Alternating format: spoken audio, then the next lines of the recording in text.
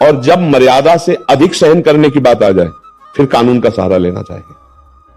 आज का वो समय नहीं रहा। ये भी प्रार्थना है कि नई बहू है या परिवार के सदस्य हैं, अगर वो एक मर्यादा है वहां तक तो ठीक है, इसके बाद जब पता चले कि राक्षसी भाव का प्रयोग करके शोषण करने की भावना है तो फिर कानून का सहारा लेना चाहिए। राधे राधे दोस्तों, स्वागत है आपका भक्ति भजन चैनल में और महाराज जी आपको भी मेरा कोटि कोटि नमन। दोस्तों आज की वीडियो में प्रेमानंद जी महाराज, अनिरुद्ध आचार्य जी महाराज बताएंगे कि शादी के बाद नई दुल्हन को क्या करना चाहिए या फिर पति पत्नी और गृहस्थी चलाने के लिए क्या करना चाहिए, क्या करने से पति पत्नी और सास ससुर घर परिवार सभी सुखी जीवन जी सकते हैं। वीडियो पूरा देखिए तभी आप जान पाओगे। और दोस्तों कमेंट करके जरूर बताएं कि महाराज जी का विचार आपको कैसा लगा। देखो, जो अपने से बड़े हैं या जो अपने संबंधी, उनके द्वारा जब कोई अनर्थ हो रहा हो तो प्रिय वचनों से हम कह सकते हैं, निवेदन के रूप में। यदि बड़े हैं, बराबर के हैं तो हम समझा सकते, आज्ञा रूप नहीं दे सकते, लेकिन जो पूज्य जन है, बड़े जन है, उनसे निवेदन किया जा सकता है। यदि वो नहीं मानते हैं तो नाम जप में इतनी सामर्थ्य है कि हम अपने विचारों को दमन कर सकते हैं। अपने विचारों को, क्रोधात्मक विचार आ रहे हैं, हम उनका दमन कर सकते हैं। जैसे अपनी वयोवृद्धा सास है, आप चाहे जितना भोजन दीजिए, चाहे जितनी सेवा कीजिए, जब कोई आपके घर मिलने आएगा तो आपकी बुराई करेगी। ये माया है, भगवान की सी माया। अब आप जब कान में बुराई पड़ेगी, आपको लगेगा अच्छा से अच्छा बना के देती हूँ, कपड़े धोती हूँ, सब सेवा करती हूँ, इसके बावजूद ये घर निंदा ही करती है, तो अब आप अपने धर्म से गिर जाएंगे। और अगर आपको जो बोलना बोले, मेरा कर्तव्य जो है मैं अपने कर्तव्य का, ये अध्यात्म वाला कर सकता है, नहीं तो फिर ऐसा भी हो सकता है, दृश्य भी दिखाए गए तो फिर पिटाई भी शुरू कर देते अपने वयोवृद्धों की, चाहे पुत्र हो या बधू हो। तो परिवार में रहकर देखो, प्रवचन कर लेना अलग बात है, प्रवचन सुनना अलग बात है, लेकिन सहना बहुत कठिन बात है। पति आवे और वो प्रतिकूल व्यवहार करे, सास ससुर प्रतिकूल व्यवहार करे, घर के जन प्रतिकूल व्यवहार करे, अब वो सह गई तो बहुत बड़ी संत है। सहना बहुत कठिन है, कहना सरल है, सुनना सरल है, सहना कठिन है। जो सह गया तो सहित सहित बाढ़े भगति गृहतम गुरु हितगार, जो सह गया उसे पर भगवान की कृपा होती है, और जिस पर भगवान की कृपा होती है सदैव आनंदित रहता है। और जब मर्यादा से अधिक सहन करने की बात आ जाए फिर कानून का सहारा लेना चाहिए। आज का वो समय नहीं रहा। ये भी प्रार्थना है कि नई बहू है या परिवार के सदस्य हैं, अगर वो एक मर्यादा है वहां तक तो ठीक है, इसके बाद जब पता चले कि राक्षसी भाव का प्रयोग करके शोषण करने की भावना है तो भी कानून का सहारा लेना चाहिए। क्योंकि ऐसे भी पारिवारिक जन होते हैं जो राक्षस बुद्धि को होते हैं, समझना ही नहीं चाहते हैं। तो ऐसे राक्षस परिवार को फिर भक्ति के द्वारा नहीं सुधारा जा सकता, फिर कानून के द्वारा फिर वहां फिर कानून का सहारा लेना चाहिए। एक सहने की सीमा रख ले, और जब सीमा से बाहर हो तो फिर कानून का सहारा लेना चाहिए, जिससे अपना शरीर बच जाए। पर इसका दुरुपयोग न करें, मतलब इसका दुरुपयोग न करें। जैसे किसी भी वस्तु, स्थान, कानून या व्यवस्था, अगर हम उसका दुरुपयोग करेंगे तो हम अपराधी हो जाएंगे। बस आ रही नहीं तो थोड़ा गृहस्थी तो बस गई आपकी। हाँ, तो मतलब थोड़ा उसके बारे में नॉलेज। हाँ, क्या नॉलेज चाहिए बताइए। मतलब कैसे उसे हम अच्छे से चलाएं। पति आए हैं आपके? नहीं। तो बिना पति क्या पाए हो? जी, मेरे सास ससुर आए हैं। अच्छा, तो पति को भी ले आते? काम है ना, तो क्या करते हैं? बस गाड़ी है अपना। और आप क्या करते हो? House wife. और क्या पढ़े हो, कहाँ तक हो? इंटर किया। ठीक है, ठीक है। कब हुई शादी आपकी? इसी साल। इसी साल मतलब 2024 में? जी। अभी जनवरी फरवरी में? जी। ठीक है। तो गृहस्थी कैसे चलाए, इसके कुछ हम टिप्स बता दें आपको। जी। तो सास भी तो है बगल में।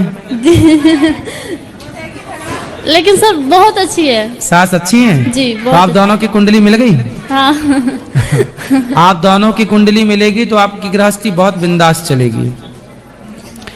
सबसे बड़ी गृहस्थी चलाने का सबसे बड़ा मंत्र है चुप। जी। क्या रहना है? चुप रहना।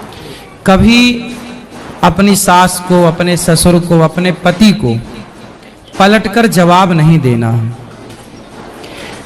सबसे बड़ी गृहस्थी की टिप्स यही है कि आज जितने भी विवाद होते हैं सिर्फ इसलिए कि पति ने कुछ कहा तो पत्नी ने पलट के तुरंत जवाब दिया, सास ने कुछ कहा तो बहू ने पलटकर तुरंत जवाब दिया।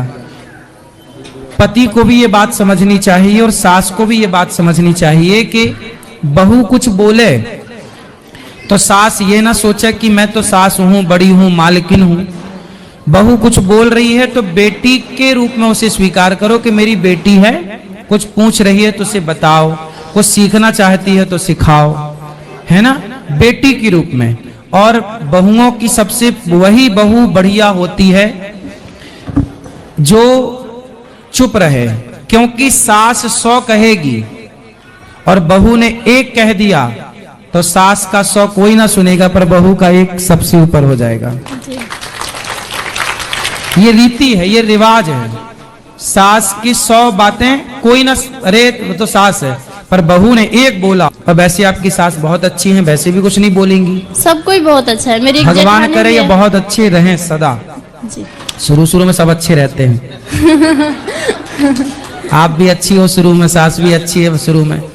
अब ये अच्छाई 10 साल बाद, भगवान करे आप 100 साल तक ऐसे अच्छे रहें परिवार में। लेकिन फिर भी मैं आपको बता रहा हूं, ये सास आपकी बहुत अच्छी है, आपके पति भी अच्छे, परिवार भगवान करे खूब अच्छा हो।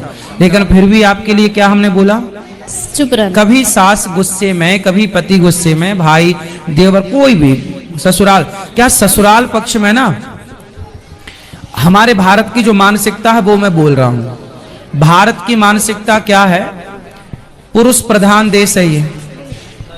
यहां पर पुरुष थोड़ा एटीट्यूड में रहता है, उसको लगता है ये मेरी पत्नी है, उससे ये लगता है कि मैं जो चाहूं इसे बोल दूं पर ये मुझे कुछ ना बोले। ये पति इस मानसिकता के हैं भारत में। सास भी इसी मानसिकता की है कि मैं जितना चाहूं डांटूं, मारूं, कुछ भी कहूं बहू को, पर बहू मेरे से पलट के कोई जवाब ना करे। ये मानसिकता हर साल लगभग 99% सासों की है कि मेरी बहू मुझे पलट के जवाब ना दे। पति की भी मानसिकता यही है कि मेरी पत्नी मेरे को पलट के कोई जवाब ना दे।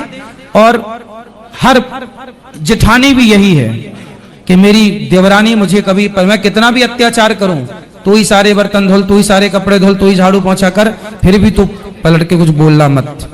मतलब समस्याएं गृहस्थी में एक तरफ से नहीं है, बहू भी बेचारी भर जाती है कई बार। कितना बर्दाश्त करेगी, कितना सहेगी। जब भर जाती है तो फिर वो बोलना स्टार्ट कर। यदि बहुएं जवाब देने लग गई हैं, किसी के घर में बहू 1 साल तक चुप रही, कोई उत्तर नहीं दिया किसी को, और 1 साल बाद बोलने लग गई, तो इसमें बहू की गलती नहीं है, ससुराल वालों की गलती है। उन्होंने इतना मजबूर किया कि बहू ने अपने स्वभाव को बदल लिया। कब तक तुम्हारी सहेंगे? इसलिए ससुराल वालों को चाहिए कि वो अपनी बहू को बेटी की तरह प्यार करें, उसे मजबूर ना करें। मैं नहीं चाहता कि मैं किसी से लड़ूं, लेकिन जब मजबूर किया जाएगा तो फिर व्यक्ति कैसा भी हो उसे गुस्सा तो आती है, क्योंकि इंसान तो सास भी है, इंसान तो बहू भी है। तो मैं आपसे बस यही कहूंगा कि आप एक अच्छी बहू बनो। शिशुपाल ने कितनी गालियां सुनी, भगवान कृष्ण ने कितनी गालियां सुनी शिशुपाल की?